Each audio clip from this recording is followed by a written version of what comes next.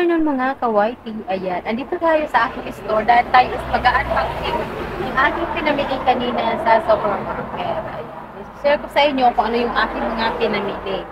Ayan, ito ang ating unang pinamili. Ito ang ating namili kanina. Ayan, ayan. Yan ang ating mga pinamili kanina. Bale, mabili ito dito sa amin. Mabenta to dito sa amin. Pero ang tubo niyan is piso-piso lang naman. Ayan, pieces yung binili ko na yung kanina. So, ayan. Dyan ka. Dyan, lagay muna natin dito. Lagay muna natin dito. Tapos, i-share ko sa inyo yung mga pinamili ko pa. Ayan, ito, asukal. Ang asukal, 1 kilong asukal. Ha, tsaka ito. Ito, mabili dito sa amin, yung plastic na yellow. Ayan, mabili dito. So, ayan. Dyan ka muna. Mamaya na kita ayusin. Diyan ka lang muna. Ito mga chichirya. Ito.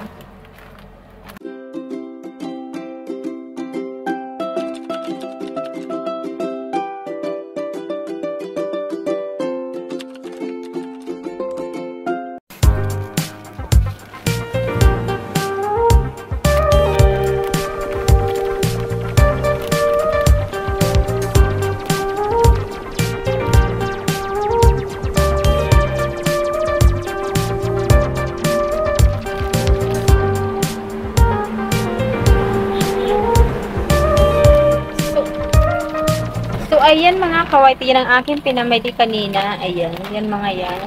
Ayan. Mga chichirya, mabili to dito kasi yun ang gusto nila. Di masarap naman talaga to. Tsaka ito mga pansit canton. Ayan. Diyan ka muna.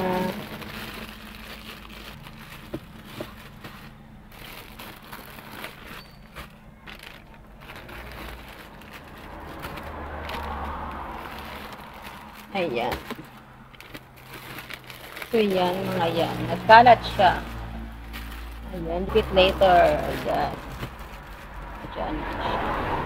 Tsaka ito, mga ito, sigurats. Diyan ka muna. Ayan, ito. Tsaka yan. Bale, tig-tatlo yan. Then, ayan, noodles. Ito ang pinakamabentang kape. Ayan, 1 dozen ito. 1 dozen. Saka ito, 5 pieces lang. And then, itong mga sabon. Ayan.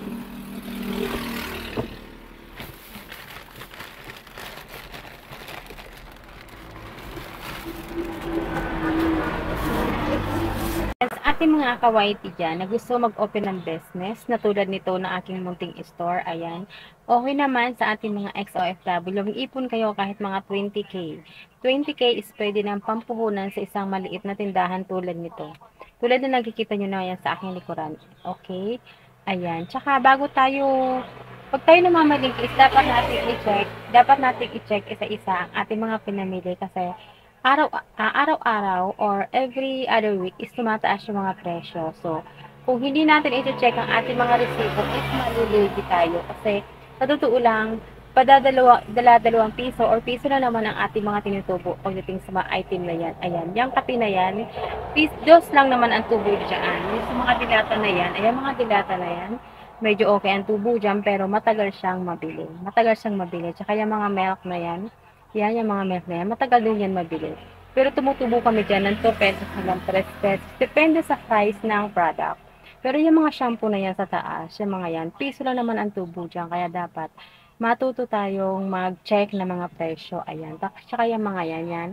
Yung mga tinapay na yan tulad nito.